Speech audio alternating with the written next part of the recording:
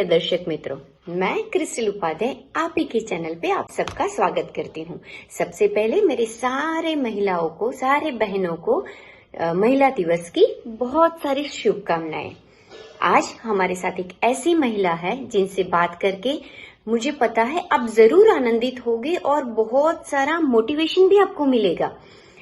इन्होंने ये गृहिणी है और इनके साथ साथ अन्य कई क्षेत्रों में प्रभुत्व प्राप्त किया है। रिसेंटली मैं शेयर करना चाहूंगी, उनको एक मोस्ट इन्फ्लुएंशियल वुमन का अवार्ड भी मिला है।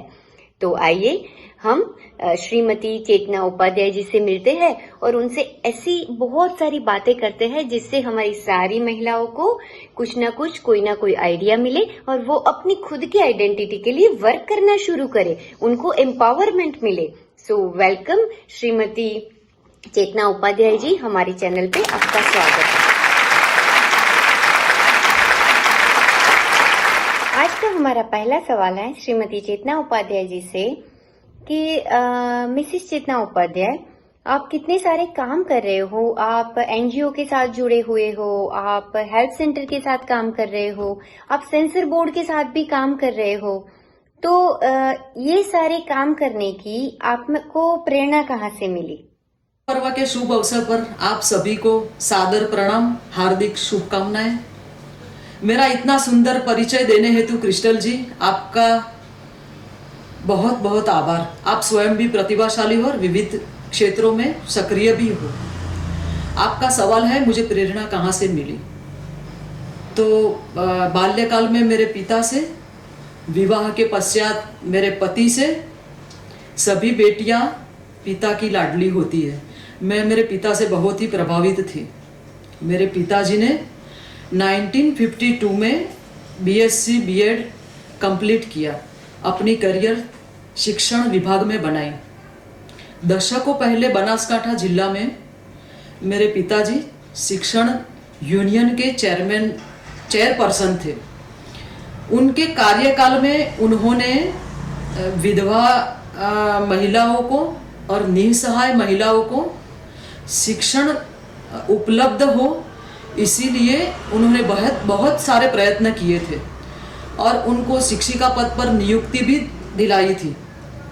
प्रौढ़ शिक्षण को भी बढ़ावा दिया था। रात्रि शिक्षण वर्ग भी चलाते थे।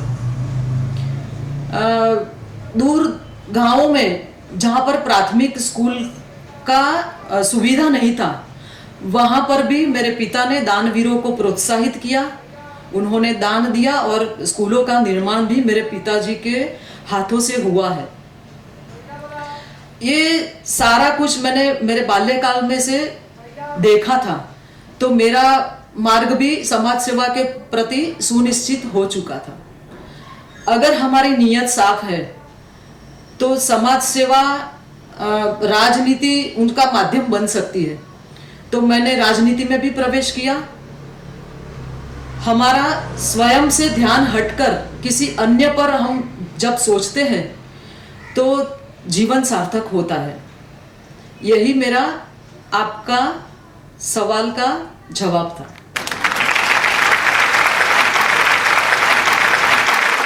Thank you so much Shrimati Upadhyay ji. आपने बहुत ही सरल शब्दों में बता दिया कि जब हम हमसे अलग होके अन्य को जब हेल्प करते हैं, अन्य को हम जब मदद करते हैं, तभी हमारा जीवन सार्थक होता है।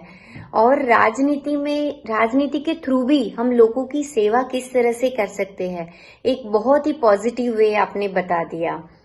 अभी हमारा एक नेक्स्ट छोटा सा सवाल है। हम ये जानना चाहते हैं कि आप जो ये हेल्थ सेंटर में चलाते हो, इसमें किस तरह की महिला आती है, किस तरह के प्रॉब्लम आते हैं और आप किस तरह से सॉल्व करते हैं। सो थोड़ा हमें बताइए कि हमारी बहनों को भी उससे मोटिवेशन मिले। किसी भी समाज की उन्नति उस समाज की नारी की उन्नति से नापी जा सकती है। मेरी संस्था महिला सशक्तिकरण के लिए कार्यरत है। हेल्प सेंटर के माध्यम से अनेक महिलाओं के वैवाहिक प्रश्न, घरेलू हिंसा, ऐसी अनेक समस्याओं का समाधान करती है। आगे भी हम करेंगे। मोरल सपोर्ट भी करते हैं, आत्मविश्वास बढ़ाने का काम भी हम करते हैं, आगे भी और भी करेंगे। रियली सच में आज मुझे आपके साथ बैठकर बातें करने का मौका मिला।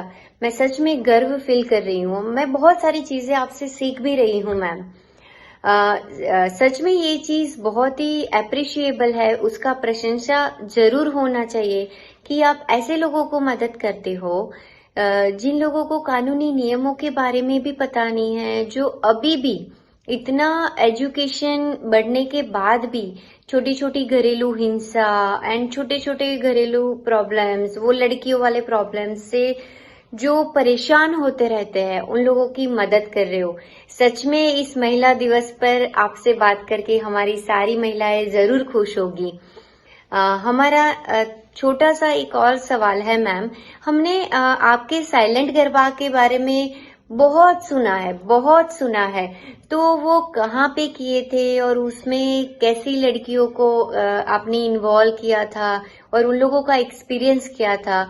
छोटे से 2 लाइन में हमसे शेयर करो please ma'am. Citizen rights protection committee for human rights, NGO, जिसका बोरीवली गोराई सेंट रॉक स्कूल में हेल्प सेंटर स्थित है, एक निःशुल्क सहायता केंद्र है। समाज के विभिन्न मुद्दे जैसे कि कानूनी, वैवाहिक आदि में आम जनता का मार्गदर्शन के लिए साप्ताहिक बैठक का आयोजन करते हैं। भारत में पहली बार साइलेंट गरबा, जो आवाज का प्रदूषण रोकने के हेतु आयोजित किया, जागरूकता अभियान चलाया, शोर प्रदूषण मुक्त नवरात्रि को बढ़ावा दिया। उसमें ऐसी नाबालिग बच्चियों को आमंत्रित किया जो जबरन बुरे पेशे में घसीटा गया था। उनके मुख पर हास्य देखकर हमें बहुत खुशी हुई थी। उसका हमें मेरा बड़ा सद्भाग्य समझती हूँ। वर्तमान समय में वुमेन ट्रैफिकिंग के विषय में हम सुनते आए हैं। कुछ बच्चियों को मेरी संस्था द्वारा आदरणीय सुषमा जी, जो उस समय विदेश मंत्री थी, और वीके सिंह जी की सहायता से कंबोडिया से डॉक्टर श्री जयदीप ठक्कर जी और मेरी संस्था के प्रेसिडेंट श्री दर्शन सोनी जी द्वारा भारत सुरक्षित लाया गया था। सभी प्रश्नों का समाधान केवल कोर्ट या पुलिस स्टेशन नहीं होता। हमारे जैसी संस्था भी माध्यम बन सकती है। केवल समाज सेवा के आशय से हम कार्यरत हैं। कोई समय नहीं, कोई दायरा नहीं। हमेशा सहायता के लिए मेरी टीम और मैं तैयार रहते हैं। सच में मैम, आपकी बातें सुनकर तो मेरे गूज़बम्स हो रहे हैं। Really you are doing an amazing job, wonderful work ma'am, really. एक छोटा सा नेक्स्ट मेरा क्वेश्चन है। It's not a question, I am sharing my happiness. Recently हमें पता चला है कि आपको भाजपा में भी कोई श्रेष्ठ पोस्ट मिली है और उसके थ्रू भी आप 4-5 डिस्ट्रिक्ट में काम कर रहे हो और अपना टाइम डोनेट करके सबको हेल्प कर रहे हो। तो इसके लिए हमें थोड़ा ब्रीफ कीजिए प्लीज। जी हाँ, कुछ समय पूर्व मुझे सोशल मीडिया मुंबई संयोजिका की जवाबदारी दी गई है। सोशल मीडिया एक ऐसा मीडिया है जो बाकी मीडिया से अलग है, हमारी ज़िंदगी का अहम हिस्सा भी बन चुका है। किसी भी देश की सामाजिक, सांस्कृतिक और राजनीतिक रूप से उसे इसके माध्यम से समृद्ध बनाया जा सकता है। भारतीय जनता पार्टी सरकार की महिला सशक्तिकरण एवं अन्य योजनाओं का लाभ आम जनता तक पहुँचे, ये जवाबदारी मेरी है। मेरे पति और बच्चों ने मुझे बहुत सपोर्ट किया है। मुझे बहुत गर्व है कि मैं ये जवाबदारी संभाल रही हूँ। संस्कृत छात्रा भी हूँ, तो कहना चाहूँगी, गृह द्वारस्य एतत् पर्यंत यात्रा सम्यक जाता। मतलब कि घर की दहलीज से यहाँ तक का सफ़र अच्छा लगा। सच में आपसे बात करके तो आज मेरा विमेंस डे सेलिब्रेट हो गया। मुझे ऐसी फीलिंग हो रही है कि आज मेरा सच्ची में विमेंस डे का सेलिब्रेशन हो गया। तो एक छोटा सा एंड आखिरी सवाल मैम मैं आपको पूछ रही हूँ कि हमारी सारी बहनें और सारी महिलाएं जो हमें देख रही है, उसको फ्यूचर गोल के लिए आप अगर कुछ मैसेज देना चाहो तो एक वो क्या हो सकता है मैम?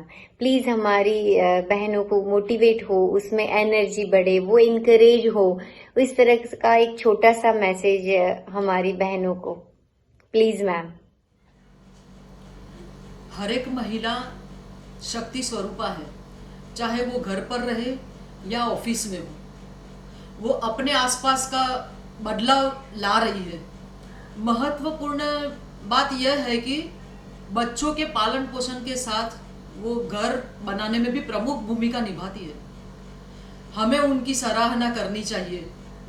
जीवन में मुश्किलों, संघर्षों का सामना करना पड़ता है। सभी ने चुनौतियों को समाधान में बदला भी होगा। सभी को अपनी संघर्ष यात्रा के लिए मैं अभिनंदन करती हूँ। कहना चाहती हूँ मेरे अनुभव के आधार पर कि अपनी इच्छा शक्ति को प्रबल बनाएं। हिम्मत कभी न हारना, निरंतर आगे बढ़ना। रोज बरोज न्यूज चैनल और अखबार पढ़ो। हमारे भविष्य के हम स्वयं विधाता बने। हर दिन शक्ति पर्व हो। आप सभी को मैं शुभकामनाएं देती हूँ।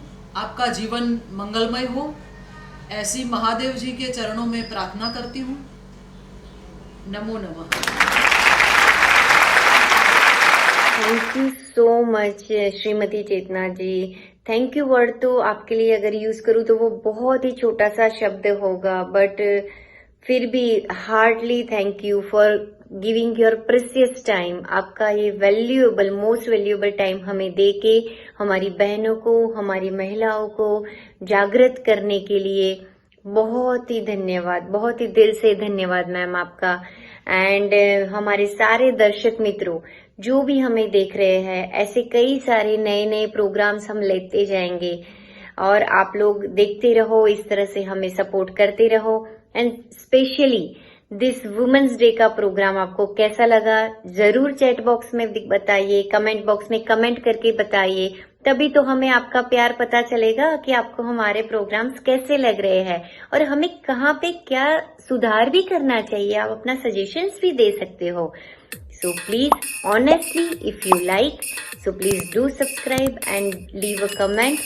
It shows your love. वो देख के हमें पता चलेगा आप हमें कितना प्यार करते हो और आप हमारे कितने प्रोग्राम्स देखना चाहते हो। Thank you. जय क्लीन जी।